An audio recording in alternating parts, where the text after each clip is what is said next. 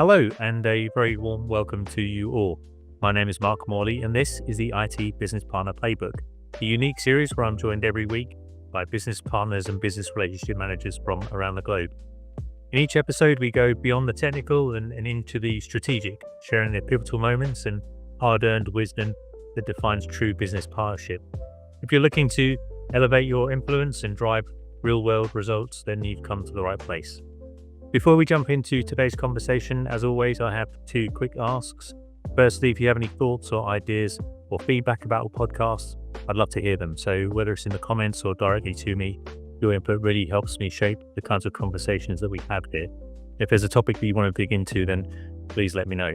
Secondly, if you're finding value in these episodes, please hit the subscribe button and a thumbs up. It helps us reach more people and grow the community. So on to today's episode, and I'm delighted to be joined by Jay, a BRM based in the US. Jay moved into the role over 5 years ago, having spent over a decade in service delivery and infrastructure roles. So good morning to you, Jay. Thanks so much for joining me. Can I hand over to you for a quick introduction before we take a look at your journey here and discuss what business partnering means to you? Absolutely. Thank you, Mark, for having me, and hello to everyone watching.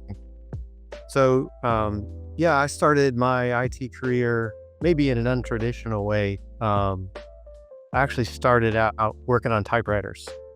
And if anybody can recall the IBM Selectric, I used to know how to fix those.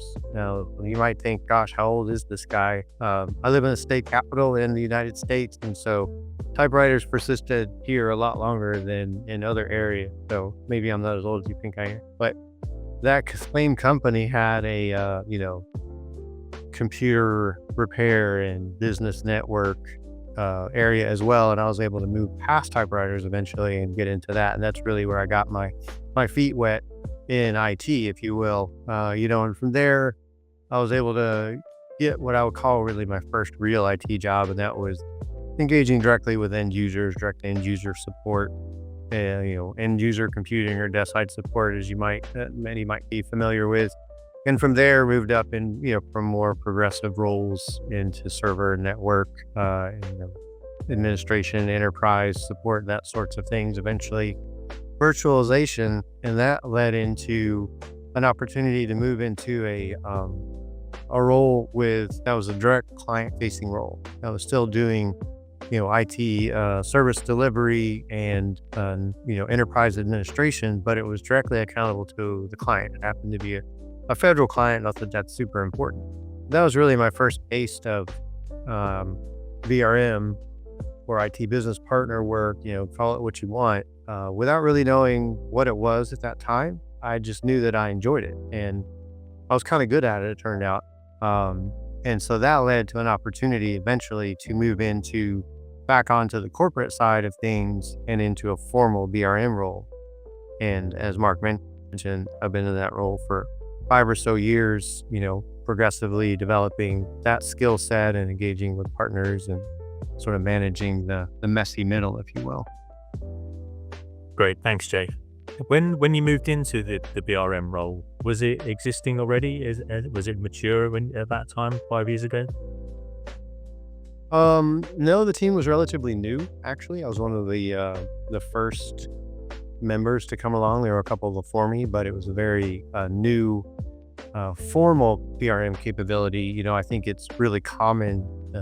Most, especially larger organizations, have a BRM type function happening, but it just may not be, congregated or concentrated in one team or one set of individuals. And that was true at this organization as well.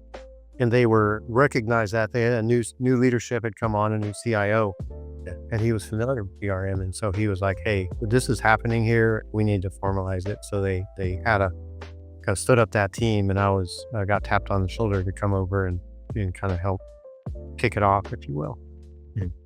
Okay. Did that CIO remain at your duration there?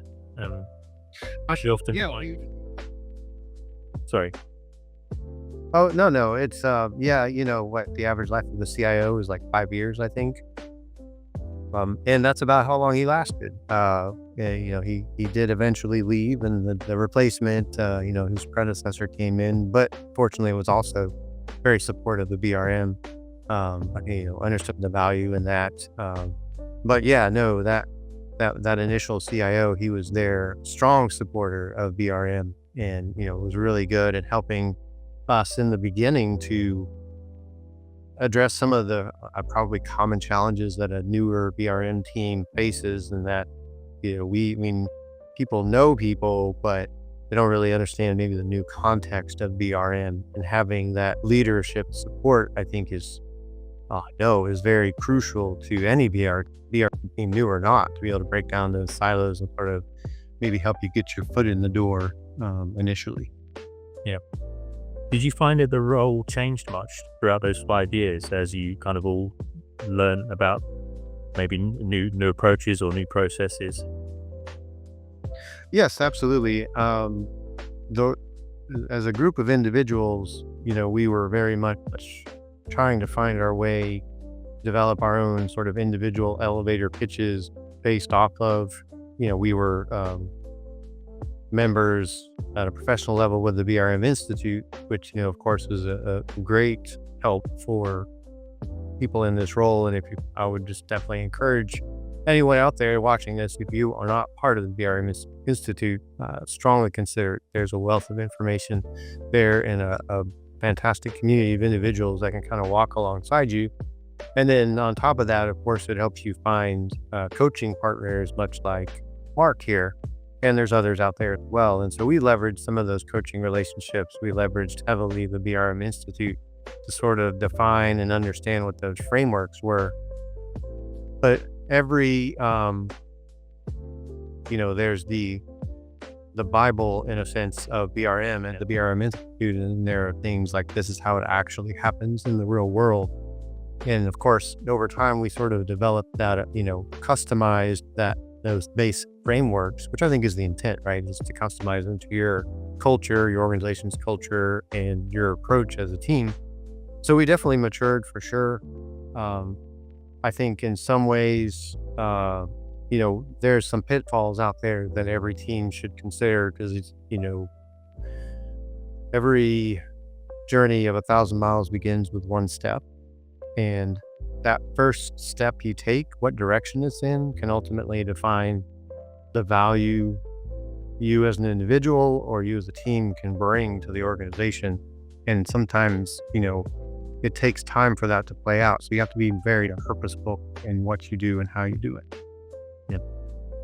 Did you find that once you'd gone through this training and you knew about the body of knowledge, that when you took that back to your organization, that there was some kind of friction where you thought, well, actually this knowing what BRM kind of is, ideally, we should be doing this and we could be doing this and they should be doing that.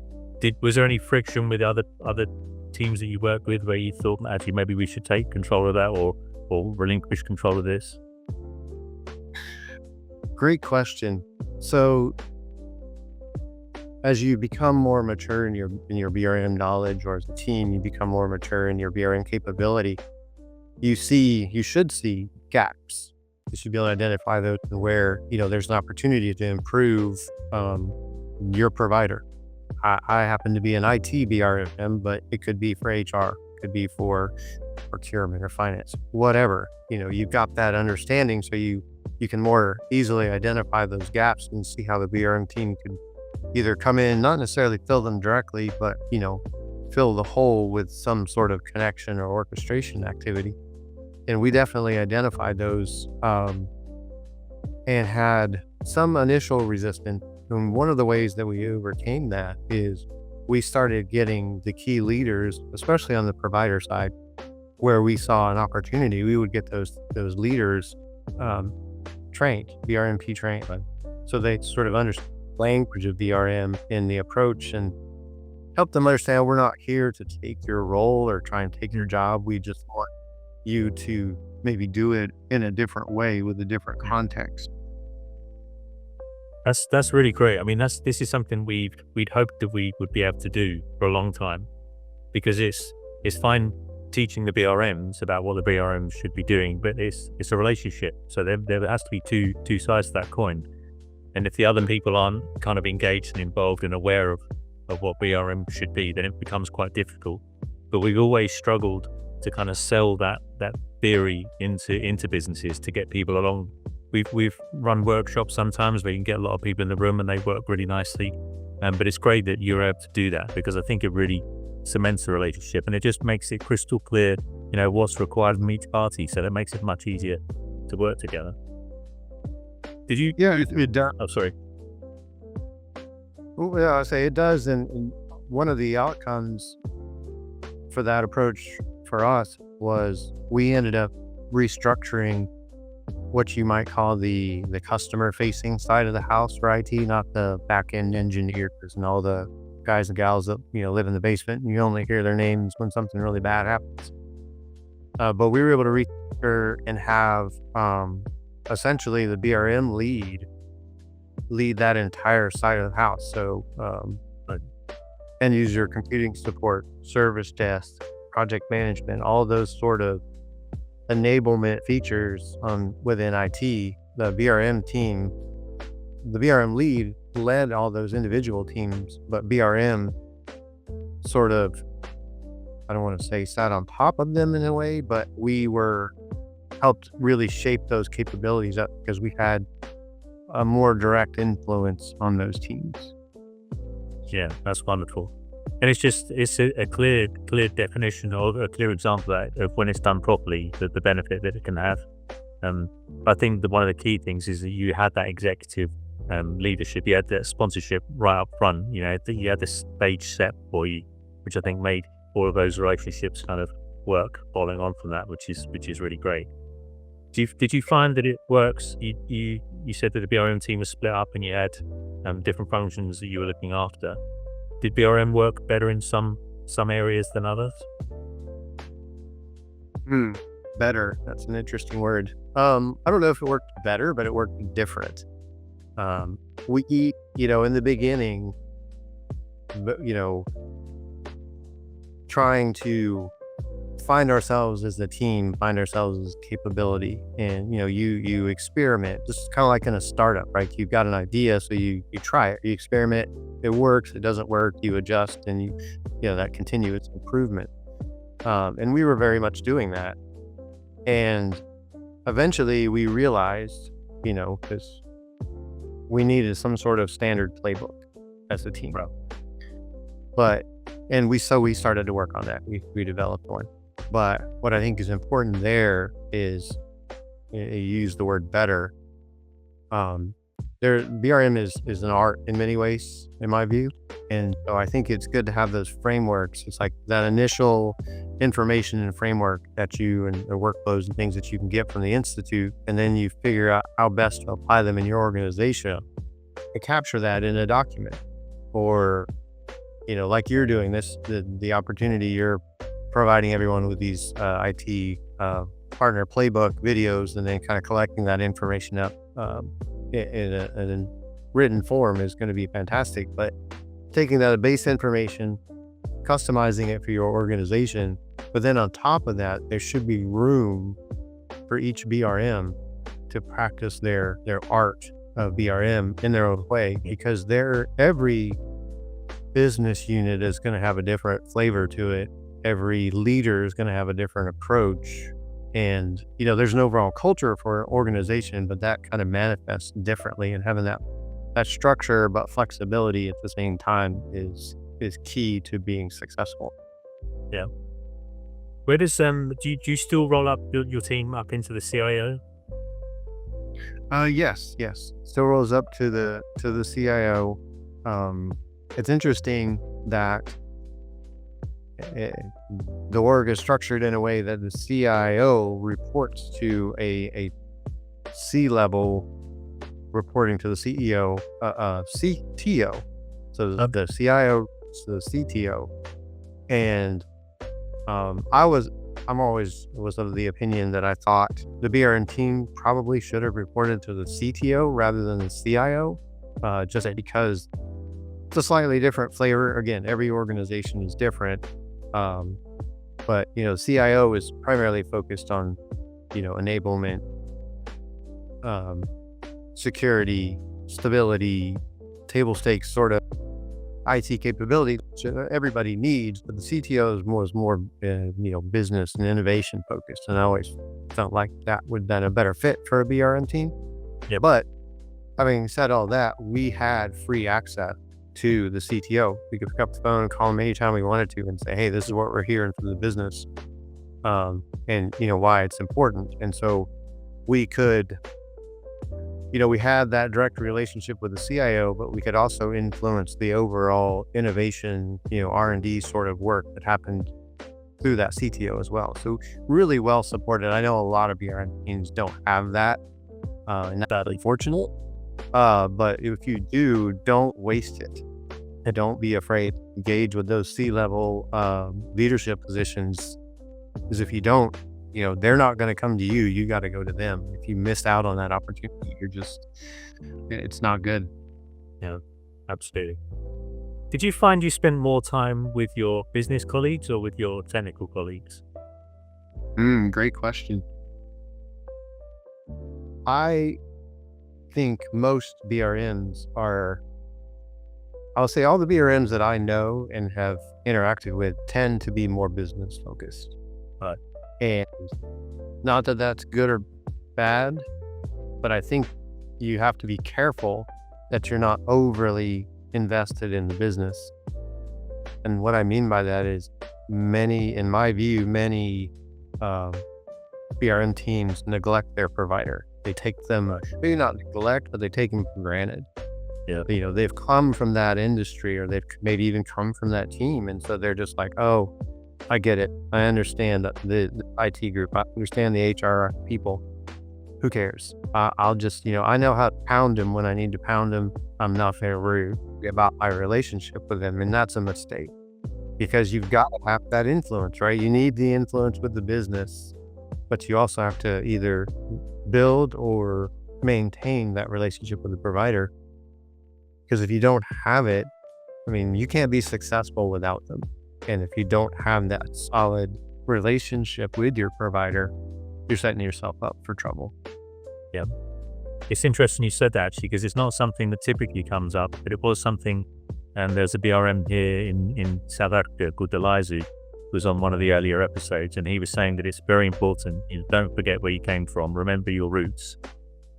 Because as someone who comes from a technical background, you probably feel more that you have to spend more time with the business, because like you said, you've been in the trenches, you've got your badge from IT, so now you want to go out and learn the business.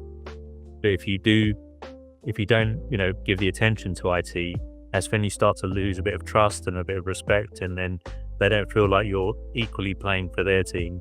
Because it's always, as much as we hope that IT and business will converge, they'll kind of be seen as two different teams, I think, indefinitely. So you have to kind of play on both teams to be able to bring them together properly. So I think it's a really important point that you don't forget your IT colleagues.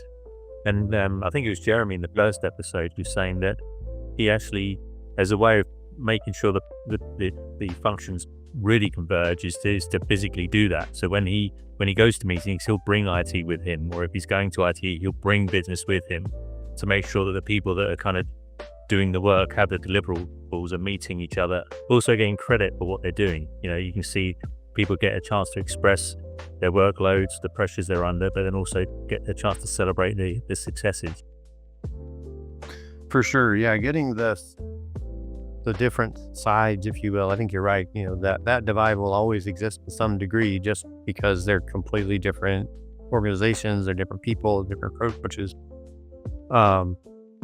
But getting those differing folks in the same room, even if it's a virtual room, is key, because, and this is a key area I think that BRMs need to be, realize that exist and then manage, is differing value perspectives. And that can be between the provider and the business, but it can also be within. You may have more than one business unit, you certainly have more than one business partner, and they all see value, or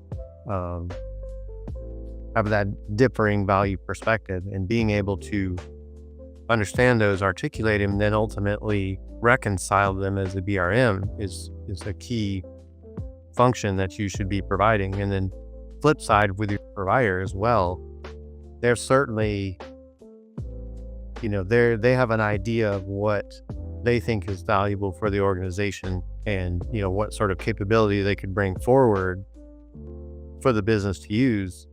Yeah.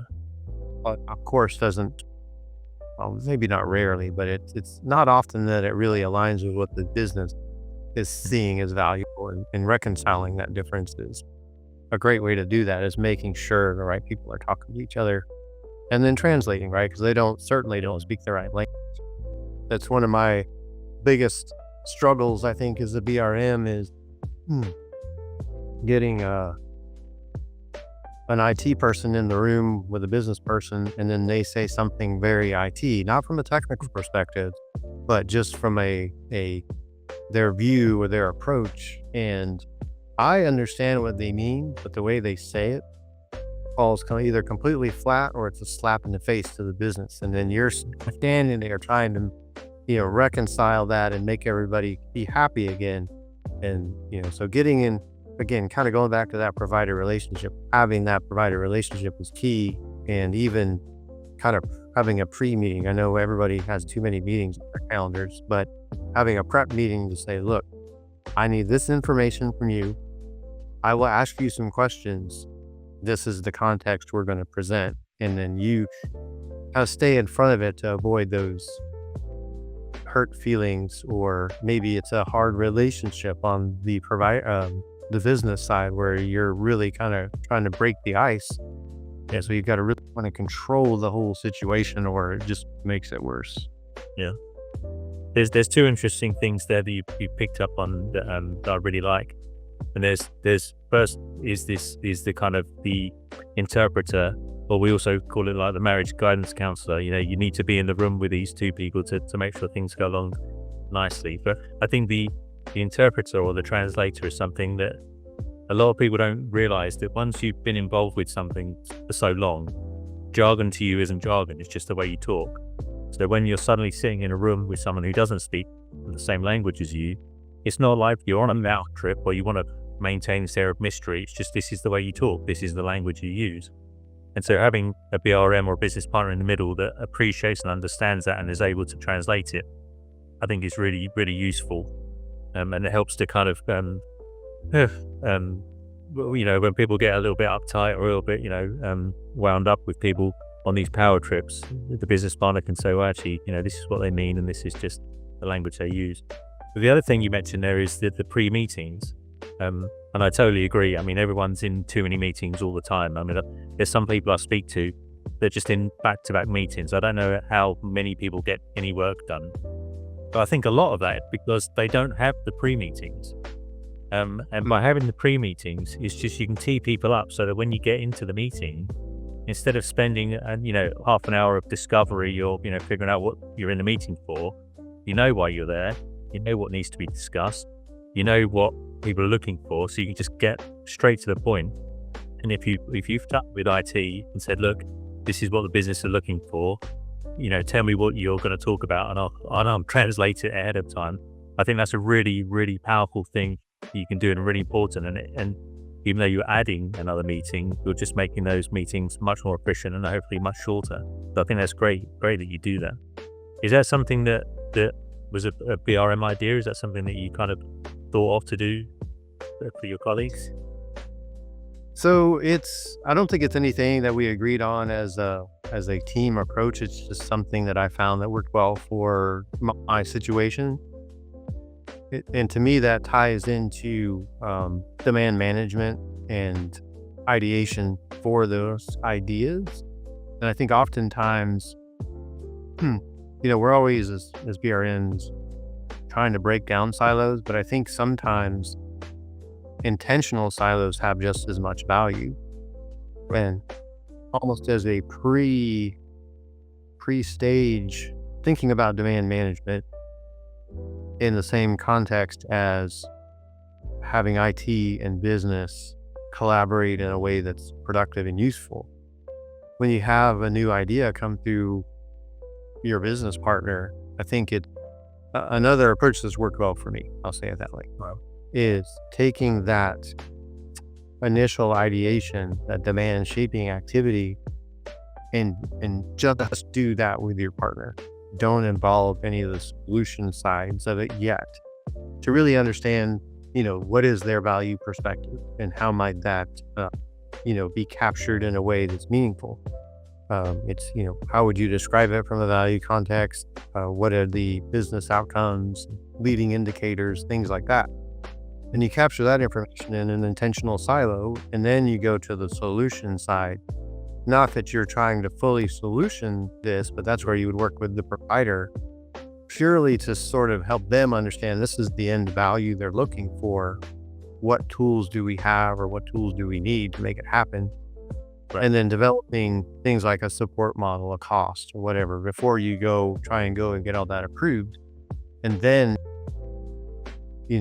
those are sort of like for demand management, that would be your pre-meetings, where then at the end you bring everybody together, and hopefully that last conversation, or maybe it's the first of many, but those conversations from that point forward are much more productive. Yeah.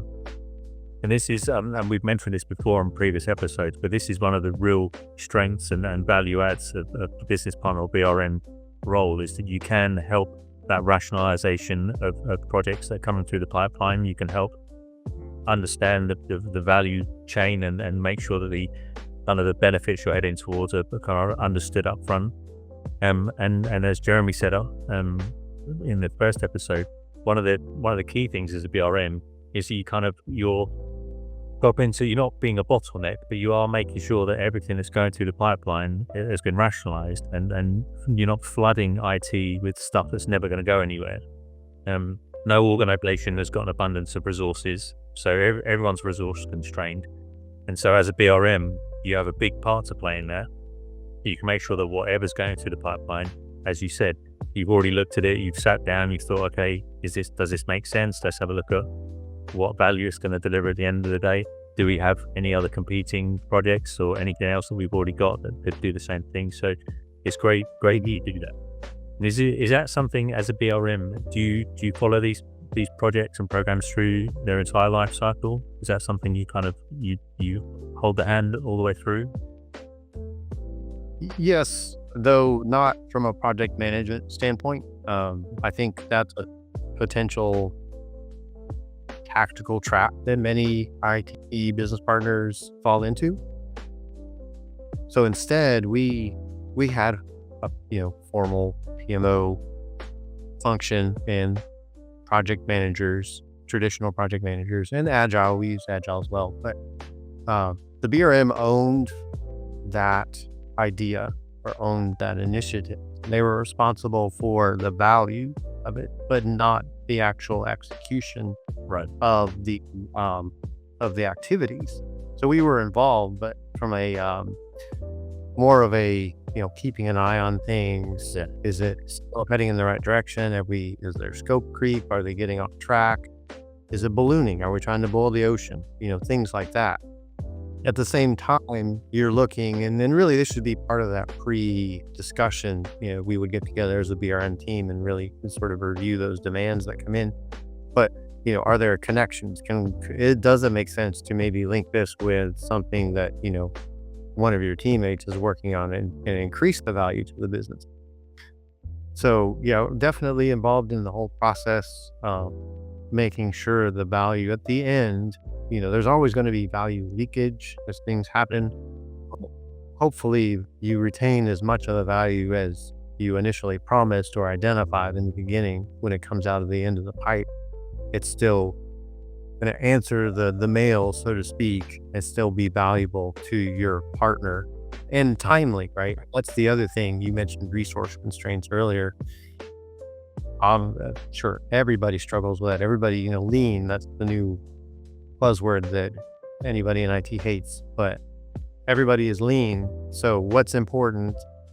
Business thinks everything's important, so therefore nothing is important. So the business partners are trying to really decide what is important, and then making sure you do have the resources to work on those things so that value is delivered soon enough, because you wait long enough to provide the initiative or the outcome, the value is definitely going to be less the longer it takes. Right. You find business are willing to take ownership of these projects that have a heavy tech element to them? What do you mean by ownership?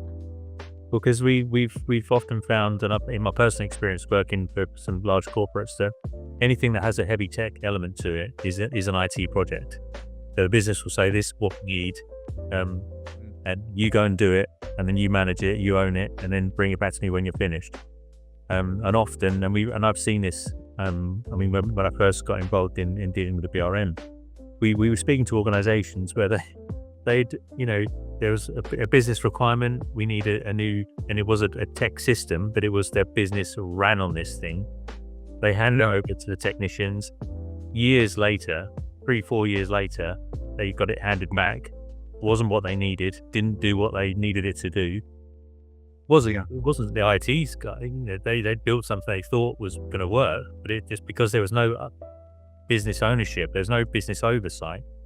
And it was, you're talking hundreds of millions of dollars that are just written off because they have to go back to the drawing board. And so this is it still amazes me that you get this, that the business are just really happy to hand these things over and then just, wash their hands of them until it's time to give IT a smack on the wrist for doing the wrong thing. So this is something that we always try and, to ensure that there's business ownership of these projects and stop calling them IT projects, even if it's, an SAP system. There's a business reason for that. It's not because you want SAP.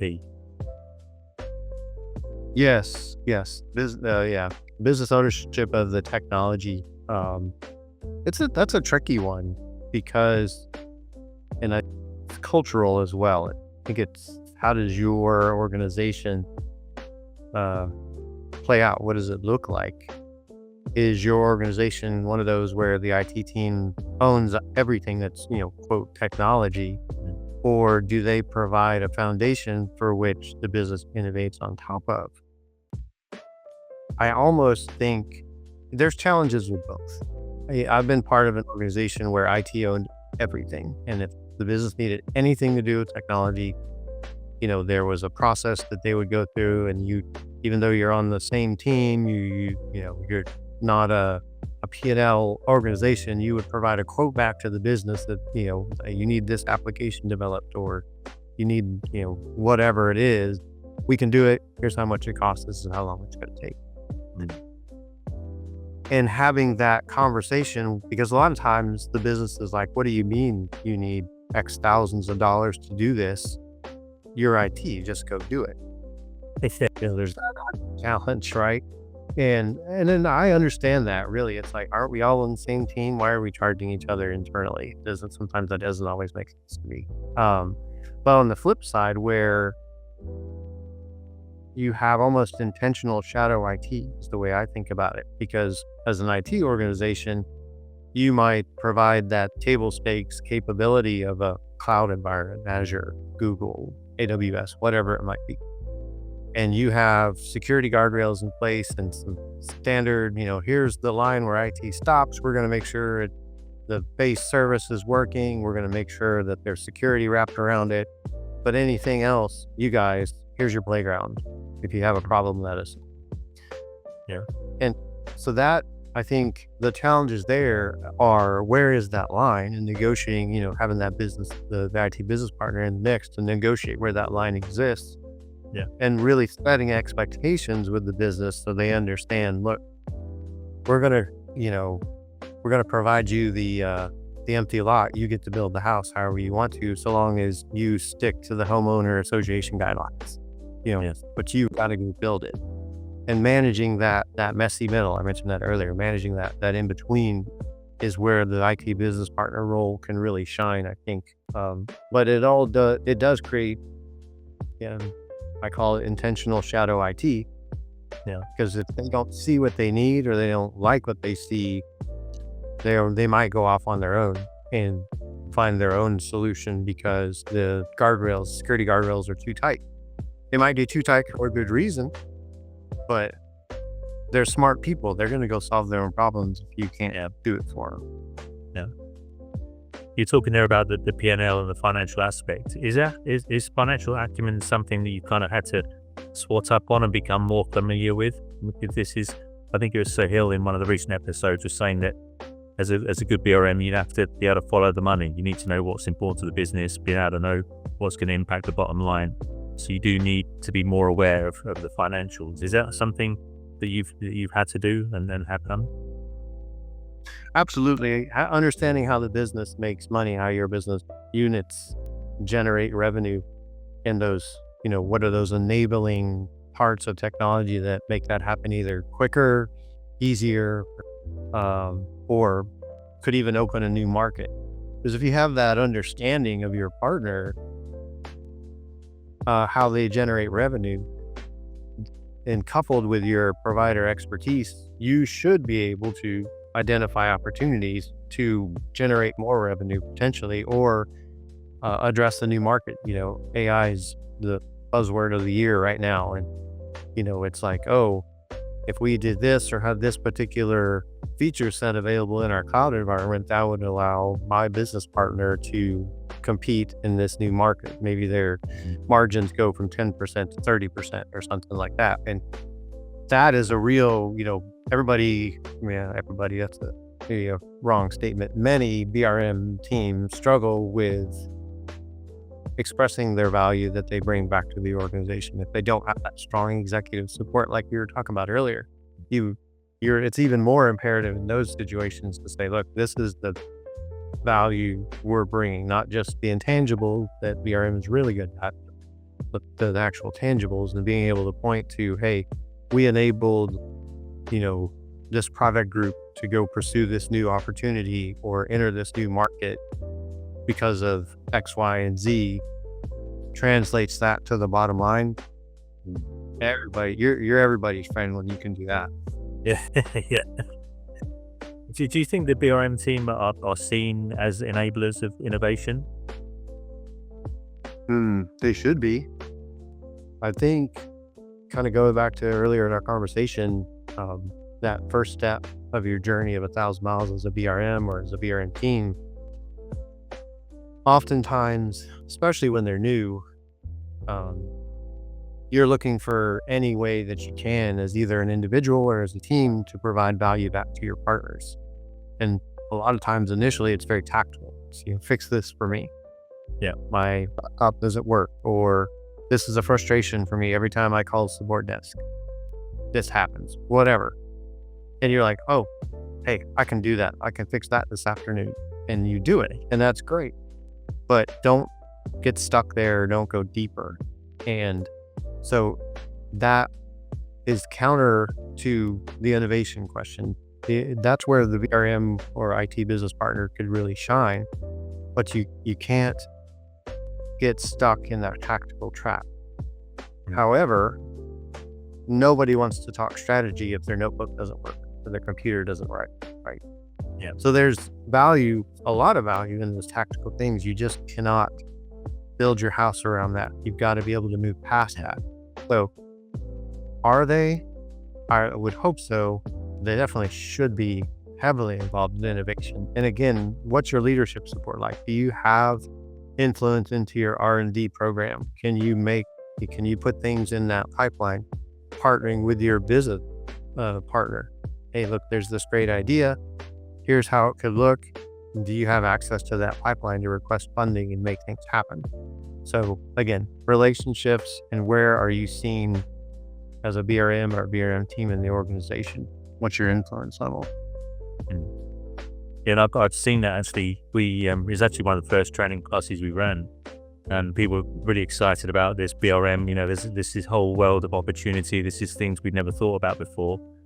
We want to go ahead and we want to be innovators. We want to be invited to business meetings. We want to be strategic. We're tired of being the escalation route.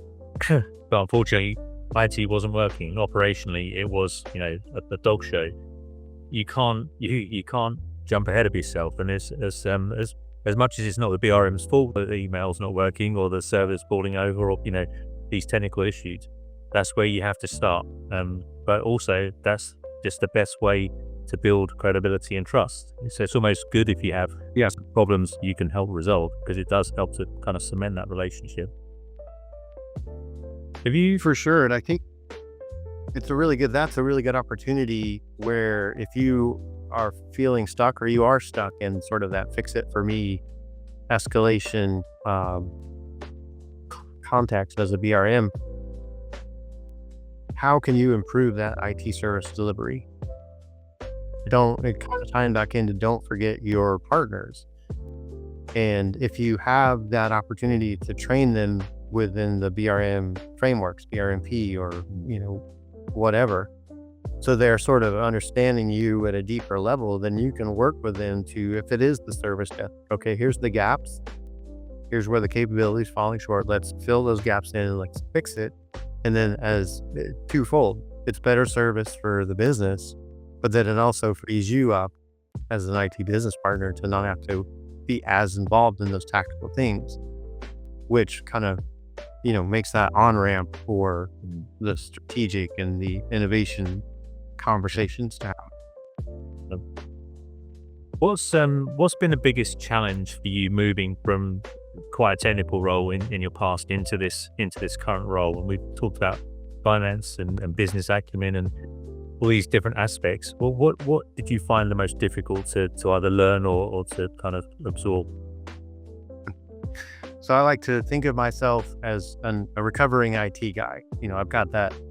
I understand what it's like, and so I often find myself still, after all this time, thinking like a quote IT guy. And it's not a bad thing, but it's not really my role. And so, especially early on, I was too focused on the solution side of things because, I knew how to solve it, even though it wasn't my job anymore. And so learning to step away from the solutioning side and focusing more on the value side was a big challenge. And I, still struggle with that from time to time. But I think letting your provider come to their own conclusion it's better, it's more powerful, and it ultimately does help your relationship with them. They're in control. I mean, and that's really not your domain anymore. You may understand it, but it's not your lane, and you should stay out of it. And just remembering that sometimes is challenging. But I think, to be fair, you were in those roles because you enjoyed them. And it's nice to be in the familiar, your comfort zone.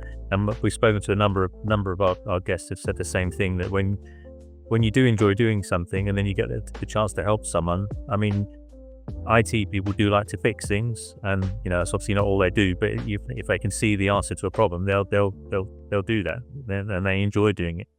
So being able to rein yourself in, I think, is obviously quite a challenge. And that's where I think people that have come from a business background, it's much easier for them because they don't have that technical know-how, and they don't want to get stuck in as much those problems. So I totally get where you're coming from there. Well, and I see actually we're already coming to the end of the hour. But I'd like to ask if you could offer advice to people that are either in the BRM or moving, wishing to become a business partner. What advice would you offer? What things would you tell people to look out for? So if I was mentoring a new BRM or speaking to my younger self, it's that first step for me. You really have to understand the BRM role, the value that BRM can bring, in the context in which that value takes place. It's easy, I think, to use the context and value of usefulness. How might BRM provide value or enable the organization that you work for? You're going to be that connector, that orchestrator, that navigator, but what do those things really mean? Are you navigating people to solutions? Are you navigating people to value? You're connecting the dots to help larger things happen, orchestrating, making sure that when everybody, starts to play the music, it's the right music and it sounds good, making sure that value is actually delivered. So having that real solid understanding of what value BRM can bring, and then crafting your elevator pitch when you talk to your leader for the first time or new leader. This is me, and this is how I can help you. Because that first step, if you take too much of a step to that tactical side, it's so hard to get back to that strategic side.